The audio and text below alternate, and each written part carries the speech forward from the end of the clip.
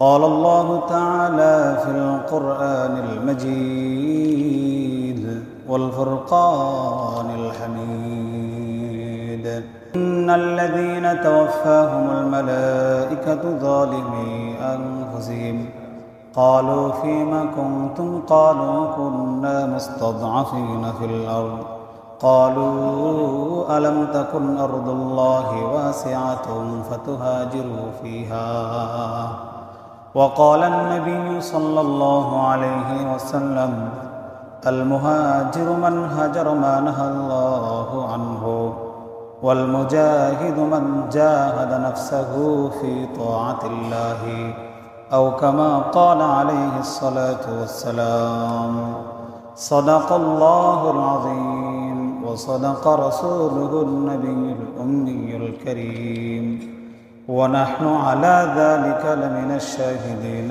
والشاكرين والذاكرين والحمد لله رب العالمين درود شريف পড়ি اللهم صل على محمد وعلى آل محمد كما صليت على إبراهيم وعلى آل إبراهيم إنك حميد مجيد اللهم بارك على محمد وعلى آل محمد كما باركت على إبراهيم وعلى آل إبراهيم إنك حميد مجيد মহান আল্লাহ পাক রব্বুল আলামিনের কাছে লাখ কোটি শুকর যে মহান মহিয়ান যে মহান সত্তা যে মহান আল্লাহ আমাদেরকে পবিত্র জুমা নামাজের দিন জুমা নামাজ আদায় করার লক্ষ্যে মসজিদ আগে ভাগে আসার তৌফিক দান করেছেন। এজন্য আমরা প্রত্যেকে অন্তরস্থল থেকে ভক্তি ভরে দারাজ কণ্ঠে বলি আলহামদুলিল্লাহ। সম্মানিত মুসল্লিনা কারণ গত সপ্তাহে আমরা রাসূল সাল্লাল্লাহু আলাইহি ওয়াসাল্লামের কিছু মুআজিজা এবং সিরাত নিয়ে কিছু কথা বলেছিলাম। এই সপ্তাহে আমাদের আলোচ্য বিষয় হলো রাসূল সাল্লাল্লাহু আলাইহি ওয়াসাল্লামের হিজরত। আলোচ্য বিষয় কি? হিজরত। একটা জিনিস ভালো করে বোঝা দরকার, ইসলামের অস্তিত্বের জন্য হিজরত একটি গুরুত্বপূর্ণ ভূমিকা পালন করেছে। ইসলামের অস্তিত্বের জন্য হিজরতের মাধ্যমে ইসলাম পূর্ণতা পেয়েছে, ইসলাম সামর্থ্যবান হয়েছে, নিজ পায়ে দাঁড়ানোর সক্ষমতা অর্জন করেছে। এই জন্য আমরা রাসূল সাল্লাল্লাহু আলাইহি ওয়াসাল্লামের ঐতিহাসিক যে মক্কা থেকে মদিনা হিজরত, ওই হিজরত আজকে আলোচনা করব না। তো এর আগে যে যখন মুসলমানদের সংখ্যা আস্তে আস্তে বাড়তে থাকলো, মক্কার মধ্যে মুসলমানদের সংখ্যা বাড়তে থাকলো, কাফেরদের নির্যাতন যখন বাড়তে থাকলো, তখন রাসূল পাক সাল্লাল্লাহু আলাইহি ওয়াসাল্লামের পক্ষ থেকে একটা আদেশ এসেছিল কিছু মুসলমানদের উপর যে তোমরা হিজরত করো। তো রাসূল সাল্লাল্লাহু আলাইহি ওয়াসাল্লাম ইশারা করে দিয়েছেন তোমরা কোন দিকে হিজরত করবা।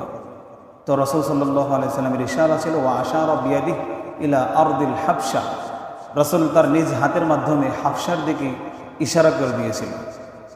এই ঘটনাকে কেন্দ্র করে নবুয়তের ৫ম বছর এবং নবুয়তের ৬ষ্ঠতম বছরে দুইটা হিজরত সংগঠিত হয় ইথিওপিয়ায়। নবুয়তের ৫ম বছরে একটা হিজরত সংগঠিত হয়, যে হিজরতে মুসলমান এবং পুরুষ এবং মহিলাদের সংখ্যা প্রায় ১৫ থেকে ১৬ জন ছিল। আরেকটা হিজরত আপনার হাবশার দিকে হয়, যেটা আপনার নবুয়তের ৬ষ্ঠতম বছরে হয়। সে হিজরতে পুরুষ এবং মহিলা সাহাবী মিলে প্রায় ১০০ থেকে ১০২ জনের মতো তারা হাবশা পথে তাদের ঈমানকে হেফাজতের জন্য, কুফরির আপনার বিপর্যয় থেকে ঈমানকে হেফাজত করার জন্য, নিরাপদে আল্লাহর ইবাদত করার জন্য তারা হাবশায় পাড়ি জমান। তো এই প্রসঙ্গে আমি এই হিজরত নিয়ে কয়েকটা কথা বলবো। ঐতিহাসিক জাফর ইবনে আবি তালিব রাদিয়াল্লাহু তাআলা আনহু যে আপনার হাবশায় হিজরত, ইথিওপিয়া হিজরত করেছেন এবং আবিসিনিয়া যে হিজরত করেছেন, সে ঐতিহাসিক সে হিজরতের প্রেক্ষাপট আপনাদের সামনে তুলে ধরব। তার আগে হিজরতের এই পার্টটা, এই বয়ানটা বোঝার জন্য আপনাদের কিছু জিনিস খুব ভালো করে বোঝা লাগবে। হিজরত কি, হিজরত কাকে বলে, হিজরতের প্রকার কি, হিজরত কখন ফরজ কিংবা আসে নাকি, এগুলো বিষয়ে আমি সংক্ষেপে একটু আপনাদের সামনে আলোচনা করি। এরপরে জাফর ইবনে আবি তালিব রাদিয়াল্লাহু তাআলা আনহুর ঐতিহাসিক সেই হিজরত নিয়ে কথা বলব। সম্মানিত সুধী, ভালো করে বোঝার চেষ্টা করবেন। হিজরত শব্দের অর্থ হলো ত্যাগ করা। জোরে বলেন, কি করা? ত্যাগ করা, ছেড়ে দেওয়া, পরিত্যাগ করা, এক দেশ থেকে অন্য দেশে চলে যাওয়া, এটাকে বলা হয় হিজরত। হিজরুন মূল মাদ্দা থেকে আল হিজরত অর্থাৎ হিজরত করা, ত্যাগ করা, পরিত্যাগ করা, ছেড়ে দেওয়া, এক দেশ থেকে অন্য দেশে পাড়ি জমানো, আল হিজরত। শরীয়তের পরিভাষা হিজরত কাকে বলা হয়? শরীয়তের পরিভাষা হিজরত বলা হয় আল্লাহ এবং তার রাসূলের সন্তুষ্টির জন্য। কার সন্তুষ্টির জন্য? আল্লাহ এবং তার রাসূলের সন্তুষ্টি হাসিলের জন্য, আল্লাহ এবং তার রাসূলের সন্তুষ্টি হাসিলের উদ্দেশ্যে কুফরি দেশ থেকে, অর্থাৎ যে দেশে দারুল হরব অর্থাৎ কুফরি দেশ, অধিকাংশ কাফেরদের নির্যাতন হয়, তো কুফরি কোনো দেশ থেকে তাদের ঈমানকে হেফাজত করার জন্য, শিরকি কর্মকাণ্ড থেকে নিজেকে সেভ করার জন্য, নিজের ঈমানকে সংরক্ষণ করার জন্য, নির্দ্বিধায় নির্বিঘ্নে আল্লাহর ইবাদত করার জন্য যে দেশ থেকে অন্য কোনো স্বাধীন দেশে, যে দেশে নির্বিঘ্নে নিরাপদভাবে আল্লাহর ইবাদত করা যায়, সে দেশে পাড়ি জমানোকে ইসলামী শরীয়তের পরিভাষায় হিজরত বলা হয়। তো কামুসুল ফিকহি গ্রন্থকারের মতে হিজরত বলা হয়, একটা কিতাব আছে কামুসুল ফিকহি, এই গ্রন্থকারের মানে তার মত অনুযায়ী হিজরত বলা হয় যে রাসূল সাল্লাল্লাহু আলাইহি ওয়াসাল্লামের সাথে আল্লাহর রাস্তায় যুদ্ধ করার জন্য দৌড়দের সাথে বের হওয়াকে হিজরত বলা হয়। আল্লামা ইবনে হাজার আসকালানী, যিনি বুখারী শরীফের একটা ব্যাখ্যা গ্রন্থ লিখেছেন ফাথুল বারী, উনি হলেন ইবনে হাজার আসকালানী রহমাতুল্লাহি আলাইহি। আল্লামা ইবনে হাজার আসকালানী রহমাতুল্লাহি আলাইহি বলেন, আল্লাহ যা নিষেধ করেছেন তা পরিত্যাগ করার নাম হলো হিজরত। আল্লাহ যা নিষেধ করেছেন তা পরিত্যাগ করার নাম কি? হিজরত। আমি শুরুতে শাব্দিক অর্থ বলেছিলাম, হিজরত অর্থ ত্যাগ করা, হিজরত অর্থ ছেড়ে দেওয়া, হিজরত অর্থ বর্জন করা, হিজরত অর্থ হলো এক দেশ থেকে অন্য দেশে পাড়ি জমানো। তো আল্লামা ইবনে হাজার আসকালানী বলেন, আল্লাহ যা নিষেধ করেছেন তা পরিত্যাগ করার নাম হলো হিজরত, অথবা ইসলাম প্রচারের জন্য এক দেশ থেকে অন্য দেশে চলে যাওয়ার নাম হলো হিজরত। কামুসুল ফিকহি গ্রন্থের মতে হিজরত বলা হয় যে কাফির শাসিত দেশের গণ্ডি থেকে, কি শাসিত? কাফের কর্তৃক শাসিত দেশের গণ্ডি থেকে আপনার ইসলামী রাষ্ট্রে গমন করাকে হিজরত বলা হয়। হিজরতের সাধারণত আমি ব্যক্তিগতভাবে 5টা প্রকার সাজিয়েছি আমি আমার ক্ষুদ্র জ্ঞানে, আপনারা পেলে আরও পাইতে পারেন। এই 5 প্রকারের মধ্যে এক প্রকার হলো মক্কা থেকে মদিনায় হিজরত। জোরে বলেন, কোথা থেকে কোথায় হিজরত? মক্কা থেকে মদিনায় হিজরত। 2 নম্বর হলো পাপ কাজ থেকে বিরত থাকা, এটাও একটা হিজরত। কি কাজ থেকে বিরত থাকা? পাপ কাজ থেকে, গুনাহ থেকে বেঁচে থাকা, এটাও একটা হিজরত। 3 নম্বর হলো ইসলাম প্রচারের জন্য প্রতিকূল অবস্থান থেকে অনুকূল অবস্থানে যাওয়া, এটা হলো আরেকটা প্রকার হিজরত। অর্থাৎ ইসলাম প্রচারের জন্য এমন জায়গায়, এমন দেশে আপনি আছেন যে দেশে বিভিন্নভাবে সমাজের মানুষের মাধ্যমে আপনার রাষ্ট্রের নিয়ম অনুসারে আপনি দিন প্রচারের কাজে আপনি যখন প্রচার করতে পারতেছেন না, আপনি একটা আবদ্ধতার মধ্যে আছেন, এদেশ থেকে স্বাধীন কোনো দেশে, যে দেশে নির্দ্বিধায় নির্বিঘ্নে খোদার কথা বলা যাবে, দিনের কথা বলা যায়, এমন দেশে হিজরত করা, এটাও এক প্রকার হিজরত। 4 নম্বর শান্তি লাভের জন্য এক মুসলিম দেশ থেকে অন্য মুসলিম দেশ থেকে হিজরত। 5 নম্বর নিজের প্রবৃত্তি চাহিদাকে কোরবানি করে, নিজের প্রবৃত্তি, মনের খাহেসাতকে পরিত্যাগ করে আল্লাহর নৈকট্য লাভের উদ্দেশ্যে নিজেকে উৎসর্গ করা, এটাও এক প্রকার হিজরত। এই জন্য মুহতারাম হাজিরিন, আমি যে কথা আপনাদেরকে বলেছিলাম যে ইসলামের অস্তিত্বের জন্য ইসলামের গুরুত্বপূর্ণ একটা দিক হলো হিজরত, যে হিজরতের গুরুত্ব পবিত্র কোরআনুল কারীমের মধ্যে আল্লাহ তাআলা তুলে ধরেছেন। আল্লাহ বলেন, ওয়াল্লাযীনা হাজারু মিন বা'দি মা যুলিমু লানুবাউইআন্নাহুম ফিদ দুনিয়া হাসানাহ। আল্লাহ জানিয়ে দিয়েছেন ওয়াল্লাযীনা হাজারু মিন বা'দি মা যুলিমু, যাদের উপর জুলুম করা হয়েছে, যাদের উপর অত্যাচার করা হয়েছে, এই অত্যাচার করার পর, এই অত্যাচার সহ্য করার পর, অত্যাচার অবস্থায় অর্থাৎ তারা নির্যাতন সহ্য করতেছে এমন অবস্থায় যারা হিজরত করবে, আল্লাহ বলেন লানুবাউইআন্নাকুম ফিদ দুনিয়া হাসানা, আমি আল্লাহ তাদেরকে দুনিয়াতে উত্তমভাবে প্রতিস্থাপন করব। সুবহানাল্লাহ বলেন। পরবর্তী আয়াতে আল্লাহ বলেন ওয়ালা আজরুল আখিরাতি আকবার, দুনিয়াতে তো তাদেরকে আমি উত্তমভাবে প্রতিস্থাপন করবই, কিন্তু দুনিয়ার এই তাদের স্থাপনের উত্তমভাবে স্থাপনার চাইতে তাদের আখিরাতটা হলো আকবার, অধিক বড়। সুবহানাল্লাহ বলেন। আপনারা বলেন দুনিয়া থেকে আখিরাত ছোট না বড়? আওয়াজ করেন না কেন? দুনিয়ার থেকে আখিরাত বড় না ছোট? বড়। এই কথা আল্লাহ বলেন ওয়ালা আজরুল আখিরাতি, আখিরাতের প্রতিদান আকবার, অনেক বড়, অনেক বড়।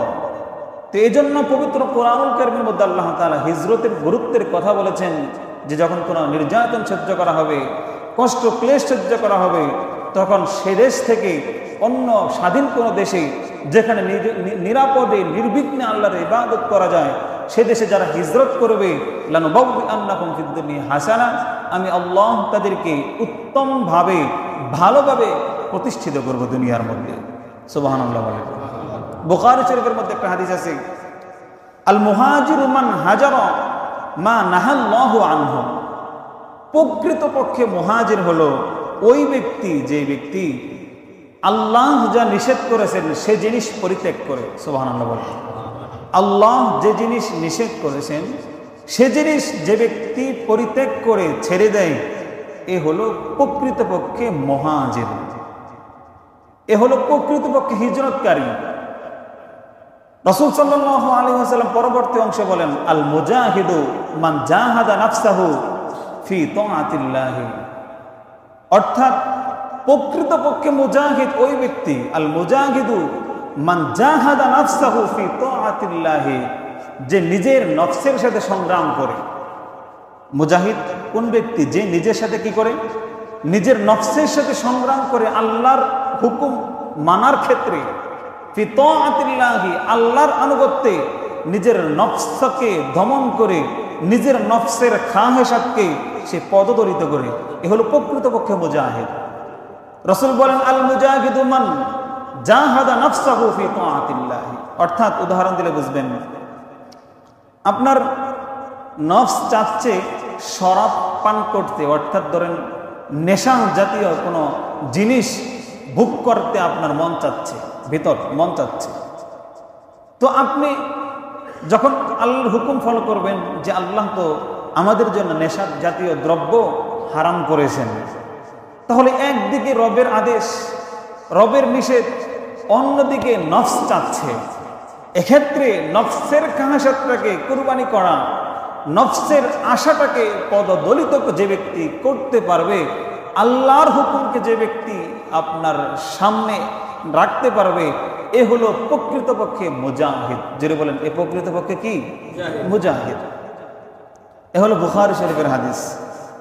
হিজরত যখন ফরজ হয়, সবসময় সবার উপর সব ক্ষেত্রে হিজরত ফরজ হয় না। হিজরতটা কখন ফরজ হয়? যদি কোনো মুসলমান এমন জায়গায় থাকে যে দেশে নিরাপদে নির্বিঘ্নে আল্লাহর হুকুম পালন করা যায় না, সে প্রকাশ্যে ইসলামী বিধান সে মানতে পারে না।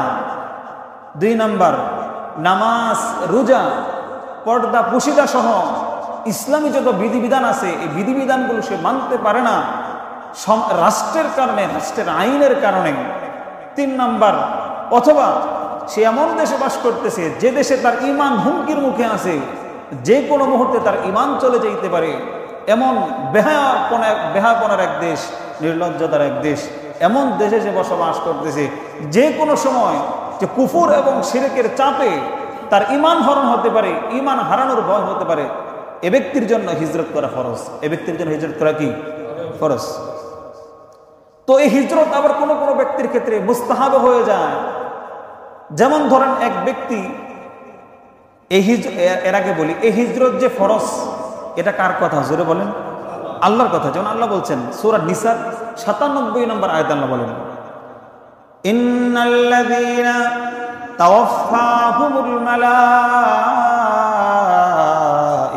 যালিমি আনফুসিহিম ক্বালু ফীমা কুনতুম ক্বালু কুন্না মুস্তাদআফিনা ফিল আরদ ক্বালু আলাম তাকুন আরদুল্লাহি ওয়াসিআতুন ফাতুহাজিরু ফিহা ফাউলাইকা মাওয়াহুম জাহান্নাম ওয়া সাআত মাসীরা। এই আয়াতটা মূলত নাযিল হয়েছিল মক্কা থেকে ঐতিহাসিক মদিনায় যে হিজরতের বিধান আল্লাহর পক্ষ থেকে ফরজ হিসেবে নাযিল হয়েছিল। এর আগে একটা জিনিস ভালো করে বোঝার চেষ্টা করুন, মক্কা থেকে যে মদিনায় হিজরতের বিধান ছিল, হিজরতটা লিকুল্লি মুসলিমিন, প্রত্যেক মুসলমানদের জন্য ফরজ ছিল। জোরে বলেন কি ছিল? ফরজে আইন ছিল। মক্কা থেকে যে মদিনায় হিজরত, ঐতিহাসিক হিজরত, এই হিজরতটা মুসলমানদের প্রত্যেকের উপর ফরজ ছিল, অর্থাৎ প্রত্যেকের উপর আলাদা আলাদাভাবে মদিনায় হিজরত করা ফরজ। এটা মক্কা থেকে মদিনায় হিজরত করা প্রত্যেকের উপর ফরজ ছিল, প্রত্যেক মুসলমানের উপর ফরজ ছিল। কেন ফরজ ছিল? মক্কা থেকে মুসলমানদের মদিনায় হিজরত করার কারণ শুধুমাত্র কাফেরদের অত্যাচার থেকে নিরাপদে নির্বিঘ্নে আল্লাহর ইবাদত করবে এজন্য নয়, বরং তারা যেন মদিনায় একটা ইসলামী সাম্রাজ্য স্থাপন করতে পারে, ইসলামী এক রাষ্ট্র তারা কায়েম করতে পারে, এজন্য আল্লাহ পাক প্রত্যেক মুসলমানের উপর ফরজ করেছেন। শুধুমাত্র মক্কা থেকে মদিনায় হিজরতে কি সাহাবাদের নিরাপত্তার জন্য, শুধু নিরাপদে আশ্রয়ে নিরাপদে আল্লাহর ইবাদত করবে এজন্য মক্কা থেকে মদিনায় হিজরত ছিল না। নিরাপদে আশ্রয় তো ছিলই, কিন্তু মূল যেই জিনিসটা মক্কা থেকে মদিনায় হিজরতের কারণ, সেটা হলো মদিনার মধ্যে তাদের ইসলাম প্রতিষ্ঠা করার জন্য। যেমন বায়াতে আকাবার মধ্যে রাসূল সাল্লাল্লাহু আলাইহি সাল্লামের কাছে আপনার আনসারী সাহাবাদের বায়াত সংগঠিত হয়েছিল, তারা রাসূলের কাছে বায়াত হয়েছিল যে তারা রাসূল যখন মক্কায় যাবে তখন রাসূল সাল্লাল্লাহু আলাইহি সাল্লামের সামনে পিছনে ডানে বামে রাসূল সাল্লাল্লাহু আলাইহি সাল্লামের সাথে থেকে রাসূলকে তারা হেফাজত করবে, রাসূলের সাথে তারা থাকবে, রাসূলের সুরক্ষা তারা নিশ্চিত করবে। এই হিসেবে মক্কা থেকে মদিনায় হিজরতের উদ্দেশ্য শুধুমাত্র মুসলমানরা মদিনায় গিয়ে নিরাপদে নির্বিঘ্নে ইবাদত করবে এজন্য ফরজ ছিল না, বরং এজন্য ফরজ ছিল যে মক্কা থেকে মদিনায় গিয়ে সেখানে আলাদা একটা ইসলামী রাষ্ট্র তারা প্রতিষ্ঠা করবে। কিন্তু এর আগে নবুয়তের ৫ম বছরে, নবুয়তের ৬ষ্ঠ বছরে যে দুইটা হিজরত ইথিওপিয়ায় সংঘটিত হয়েছিল, এই দুইটা হিজরত প্রত্যেক মুসলমানের উপর ফরজ ছিল না। ভালো করে বোঝার চেষ্টা করুন, একটু পেঁচিতে আছে। এই যে হাবশায় হিজরত পঞ্চম হিজরিতে, পঞ্চম নবুয়তের ৫ম বছরে এবং নবুয়তের ৭ম বছরে হাবশায় যে দ্বিতীয় হিজরত হলো, এই হিজরত প্রত্যেক মুসলমানের উপর ফরজ ছিল না। এই হিজরত ঐচ্ছিক ছিল, অনেকে কাফেরদের অত্যাচারে ছিল, কিংবা কোন সাহাবী তো তাদের ঈমানকে সংরক্ষণ করার জন্য কুফর এবং শিরকের বিপর্যয়ে যেন ঈমান মিশ্রিত হয়ে না যায়, কাফেরদের থেকে ঈমানকে সেভ করার জন্য তারা আপনার সুদূর সেই হাবশায় হিজরত করেছিল।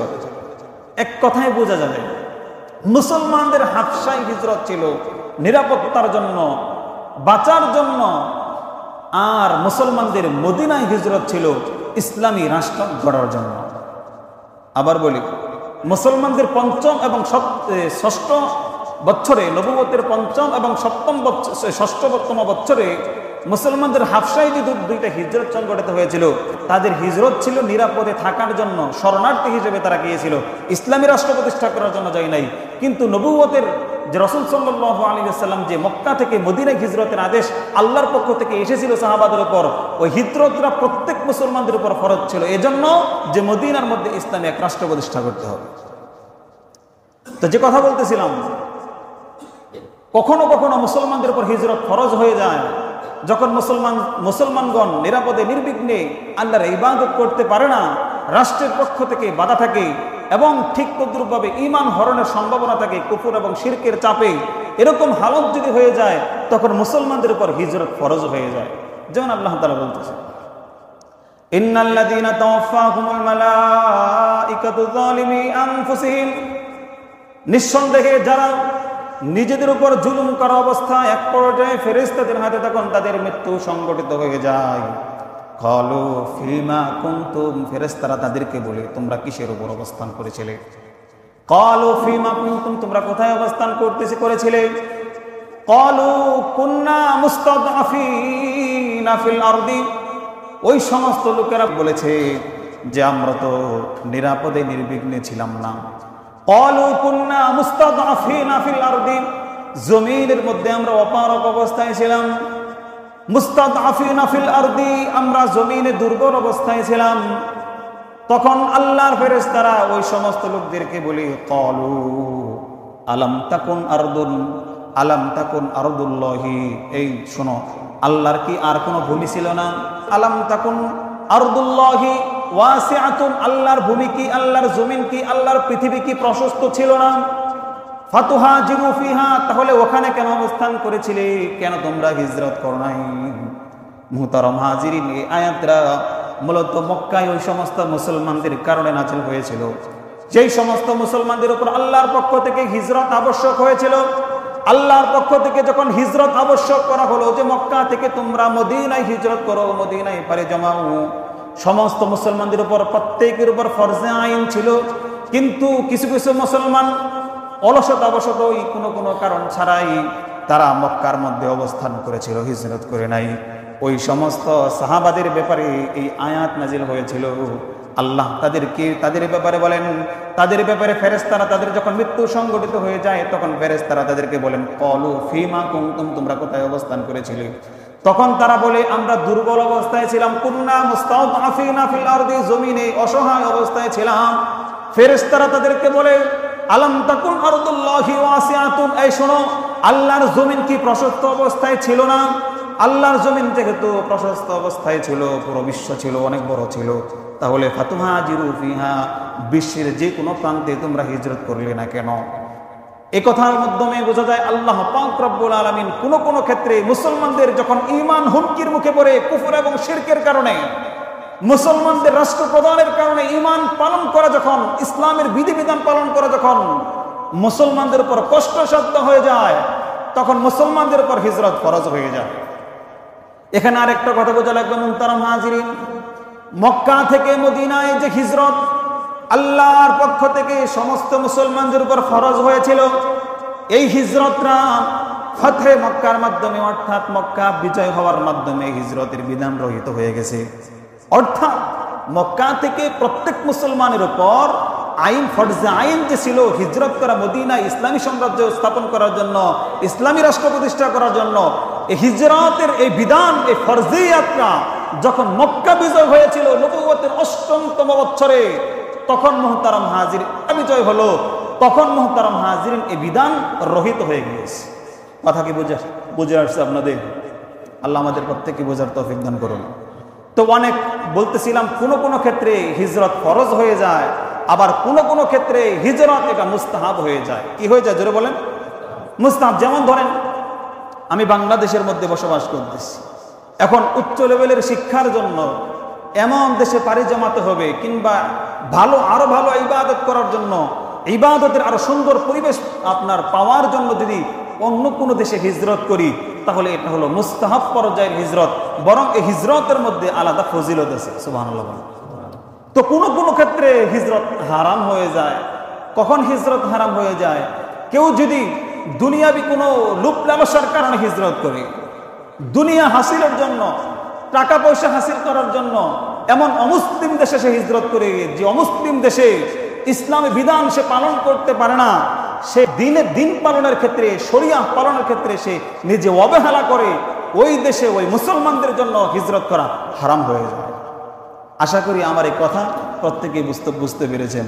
তাহলে আমাদের আলোচনার খোলাসা কি হলো? কোনো ক্ষেত্রে হিজরত ফরজ, কোনো ক্ষেত্রে হিজরত আপনার মুস্তাহাব, কোনো ক্ষেত্রে হিজরত এক দেশ থেকে অন্য দেশে পাড়ি জমানো এটা হারাম পর্যন্ত হয়ে যায়। আমার বন্ধুগণ, যে কথা বলতেছিলাম, হিজরতের আরেকটা অর্থ আছে, এটা হলো গুনাহ ত্যাগ করা, পাপ কাজ ত্যাগ করা, আল্লাহ অবাধ্যতা বর্জন করা। যেমন রাসূল পাক সাল্লাল্লাহু আলাইহি ওয়াসাল্লাম বলেছেন, সহিহ বুখারীর মধ্যে এসেছে, আল মুহাজিরু মান হাজারা মা নাহাল্লাহু আনহু, যে প্রকৃতপক্ষে মুহাজির ওই ব্যক্তি, যেই ব্যক্তি আল্লাহ পাক রব্বুল আলামিন যে জিনিস নিষেধ করেছেন ওই জিনিস পরিত্যাগ করে যেই ব্যক্তি চলে, এ হলো প্রকৃতপক্ষে মুহাজির।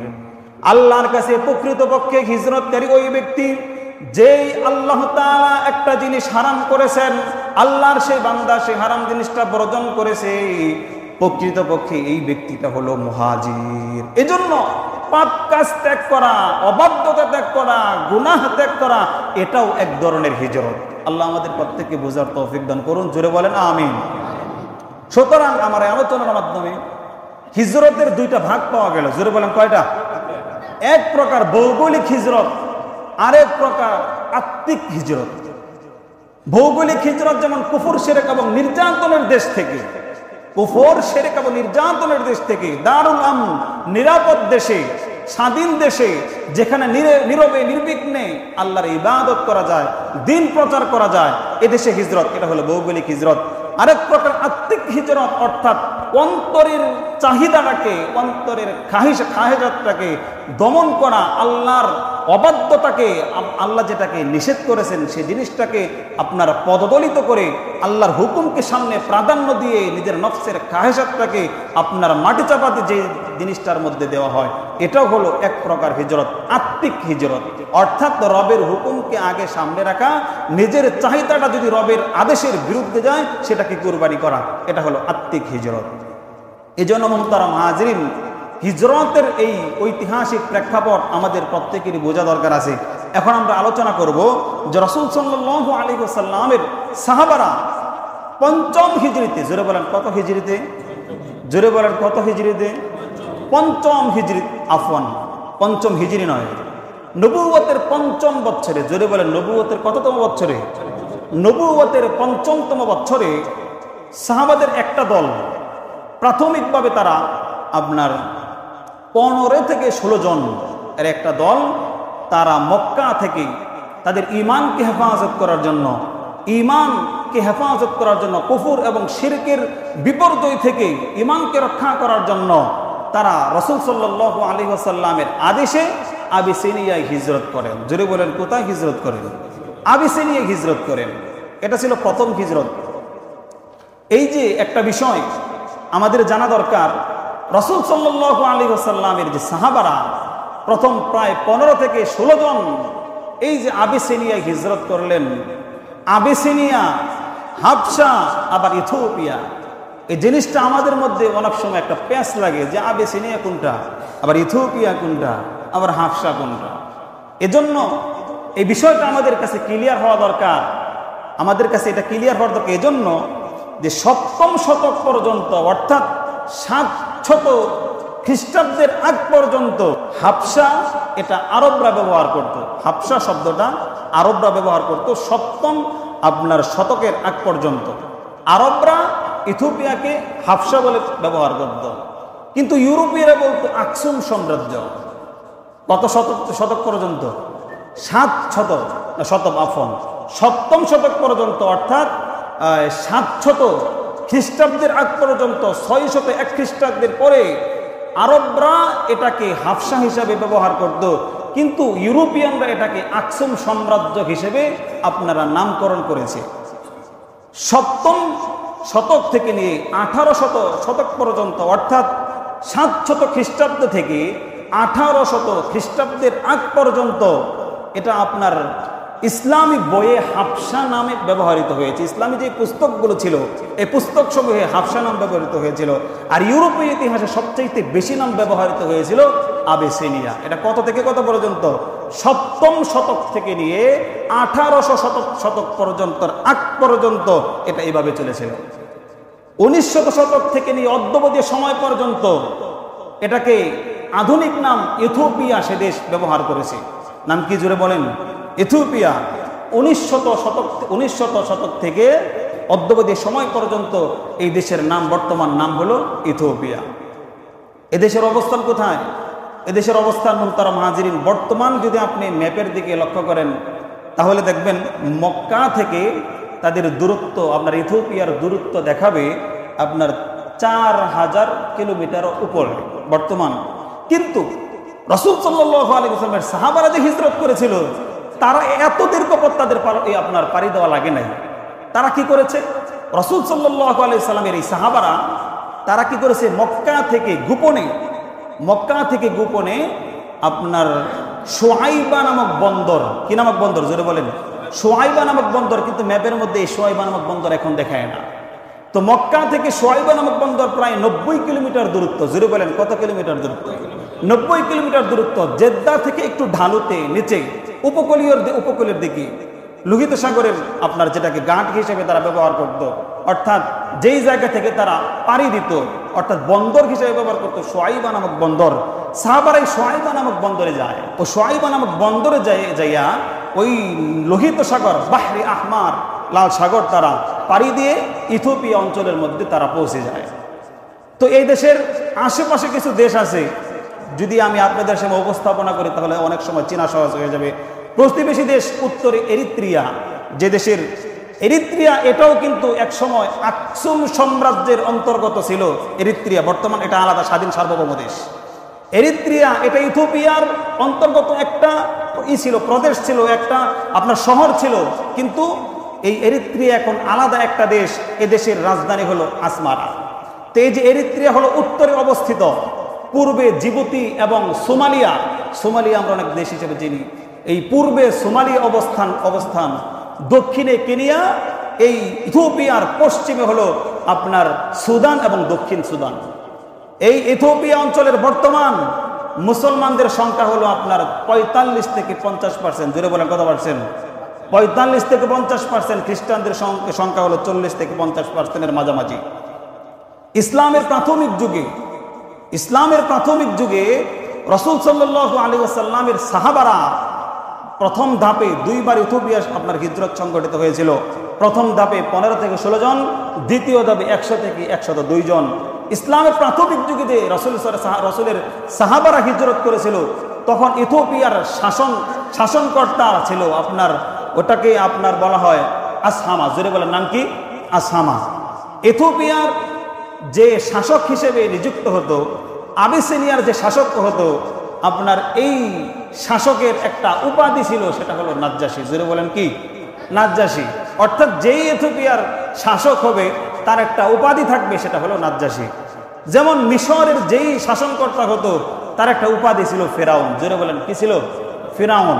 তবে ইসলামের আপনার পরিভাষায় ফেরাউন বলতে ওই ফেরাউনকে আমরা বুঝি যার সাথে মুসার হাড্ডাহাড্ডি লড়াই হয়েছিল, যেই ফেরাউনকে আল্লাহ পাক রব্বুল আলামিন লোহিত সাগরের মধ্যে চুবিয়ে মেরেছেন, এটা ইসলামের পরিভাষার ফেরাউন। যেরকম আপনার হাবশার যে শাসনকর্তা হইতো তার উপাধি ছিল নাজ্জাশী, ঠিক তদ্রুপভাবে রোমের যে শাসনকর্তা ছিল তার উপাধি ছিল কাইসার, ঠিক তদ্রুপভাবে পারস্যের যে শাসনকর্তা হতো তার উপাধি থাকতো আপনার কিসরা। সে হিসেবেই বাদশা নাজ্জাশী, তার আসল নাম ছিল আসহামা, যেটা বলে নাম কি, আসহামা ইবনে আবজাহ, অর্থাৎ আবজার ছেলে আসহামা। সম্মানিত সুধী, প্রশ্ন আসতে পারে হুজুর এই আলোচনা কেন করা হচ্ছে? এজন্য করা হচ্ছে, ইসলামের ইতিহাসে ঐতিহাসিক প্রথম যে মুসলমানদের ঈমান এবং আমল সংরক্ষণের জন্য যে হিজরত সংগঠিত হয়েছিল, এই হিজরতের মুসলমানদেরকে যে স্থান দিয়েছিল, মুসলমানদেরকে যারা কাফেরদের হাতে তুলে দেয় নাই, ঐতিহাসিক সেই বাচ্চা, সে হলো বাচ্চা নাজ্জাশী আসহামা। এই আসহামার সংক্ষিপ্ত ইতিহাস আমি আপনাদের সামনে তুলে ধরতেছি। আসহামার আব্বার নাম ছিল আবজাহ। এই আবজাহ যখন তার শাসন আপনার ইথিওপিয়া শাসন করতেছিল, হাবশা শাসন করতেছিল, তখন এই আবজার আপনার সভাসদ যারা ছিল, তারা দুষ্কৃতিকারীরা এই আবজাহকে অন্যায়ভাবে হত্যা করে।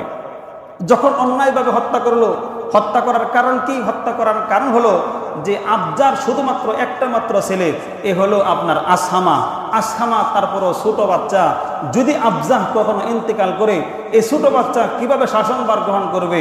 এজন্য সভাসদরা একটা ভিন্ন ষড়যন্ত্র করে আবজাহকে হত্যা করে আবজার ভাই অর্থাৎ আসহামার চাচাকে আপনার ইথিওপিয়ান শাসনকর্তা হিসেবে তারা নিযুক্ত করে।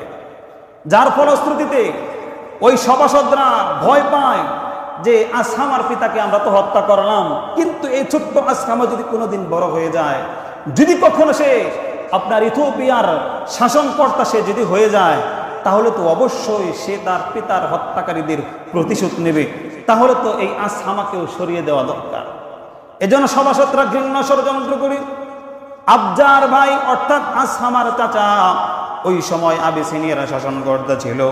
সভাসদরা ওই আবজার ভাইয়ের কান করা দিল যে আপনি অতি সত্বর আসহামাকে বিক্রি করে দিন।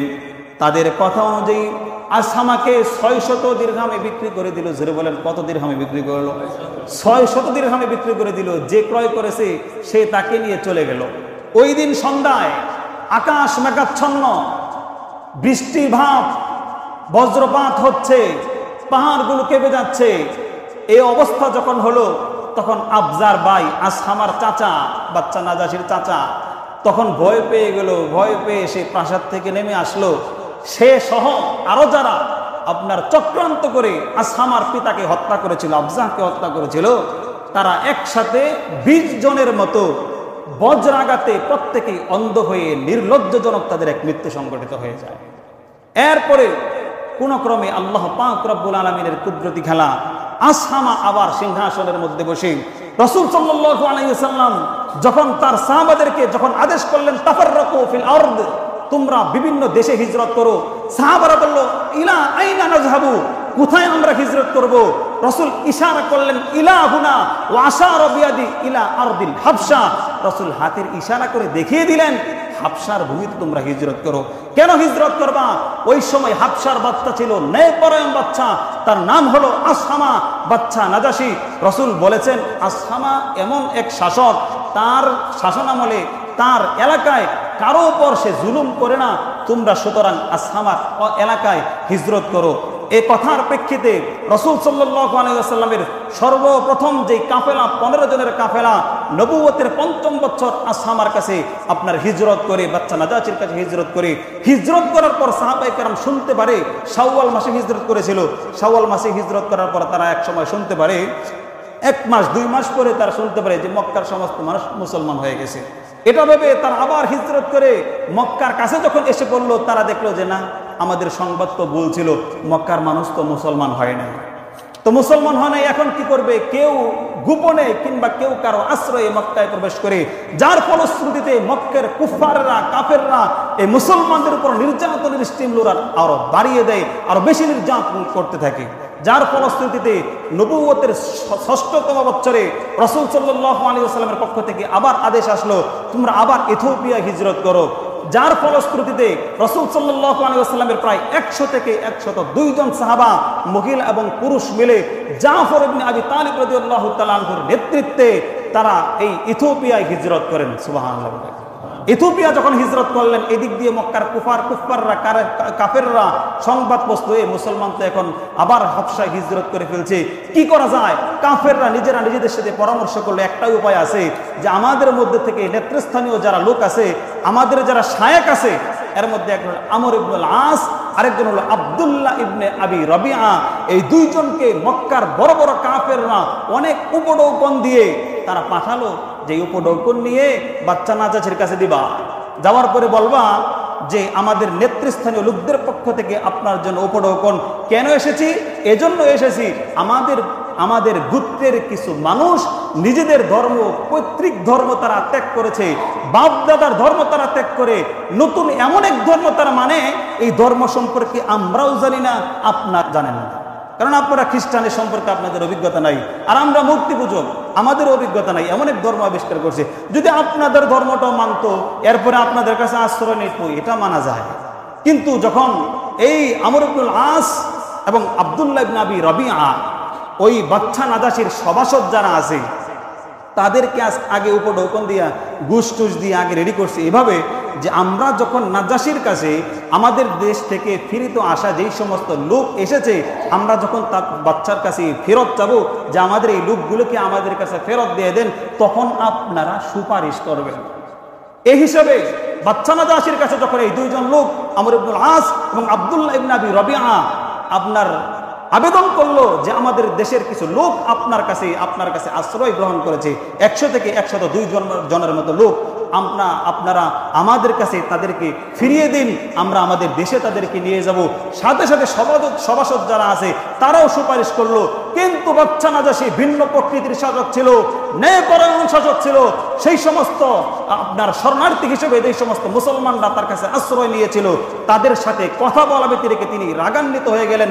তোমরা কিভাবে ভাবতে পারো যারা আমার কাছে আশ্রয় গ্রহণ করেছে, যারা নিরাপদে আমার কাছে আশ্রয় গ্রহণ করেছে, নিজেদের মাতৃভূমির মায়া ত্যাগ করে আমার দেশে যারা আশ্রয় গ্রহণ করেছে, তাদের সাথে কথা বলা ব্যতিরেকে তোমাদের কাছে কিভাবে ফেরত দিব? সুতরাং বাচ্চা নাজাশী তাদের সাথে কথা বললেন। এ থেকে আমাদের একটা শিক্ষা আছে মুহতারাম হাজিরিন।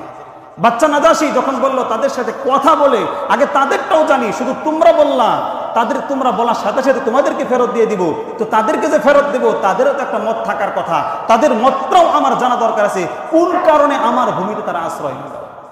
এর থেকে পবিত্র কুরআনুল কারীমের একটা হুকুম আমি মুহতারাম হাজিরিন কালকে রিসার্চ করে বের করেছি।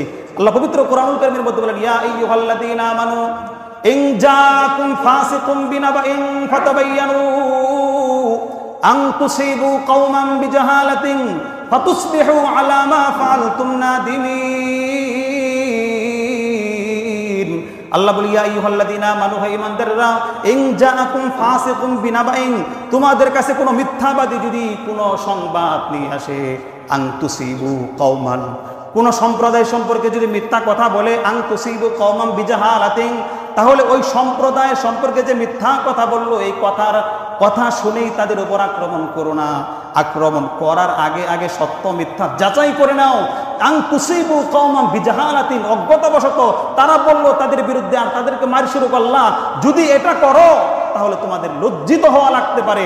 সুতরাং তারা যে অভিযোগ করলো এদের নামে, যাদের ব্যাপারে অভিযোগ করলো, তাদের মতামতটা আগে শুনে নাও। এর থেকে একটা বিধান আসলো কি আসলো না, জোরে বলেন?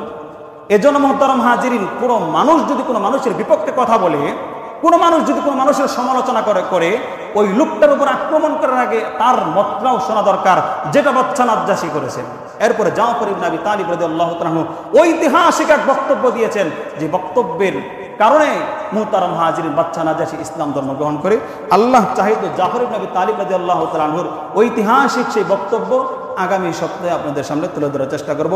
আল্লাহ আমাদের প্রত্যেককেই রাসূল সাল্লাল্লাহু আলাইহি ওয়াসাল্লামের সিরাত শোনার এবং ভালো করে বুঝার, সে অনুযায়ী আমল করার তৌফিক দান করুন, বলেন আমিন। ওয়া আখিরু দাওয়ানা আলহামদুলিল্লাহি রাব্বিল আলামিন। যারা সুন্নাত পড়েনি কাবলা জুমা চার রাসূল